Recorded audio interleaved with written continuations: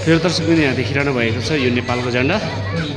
यो यसले के चिनारी दिन्छ भने यो ठाउँ, यो भ्यू, यो लोकेसन चाहिँ यो नेपाल हो भन्ने कुरालाई चिनारी दिएको हुन्छन्। अनि यसरी नै तल धेरै मानिसहरू रमाइरहेको छ।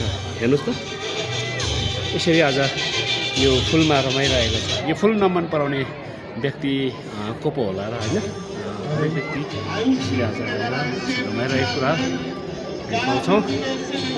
यहाँबाट पशुपति, सुकिया, सिमाना, त्यस्तै यहाँ कर्स्याङ, सुनादार है एरियाहरू सबै कुरा देखिन्छ यहाँबाट।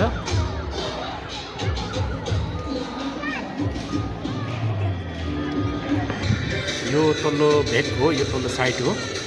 यहाँ मुनितिर होमस्टेहरू देख्न सक्नुहुन्छ। यो पारिपट्टि चाहिँ तपाईँको श्री अन्तु, इलाम, कर्स्याङ, मिरिक थुप्रै ठाउँहरू देख्न सक्नुहुन्छ। यतिखेर मानिसहरूको आवाज जावत त्यति नै छ। यो तल्लो भेग हो। यो चाहिँ उत्तरपट्टिको यो आई लभ नेपाल लेखिरहेको छ। यहाँ धेरै मानिसहरूले सेल्फी लिइरहेको छ।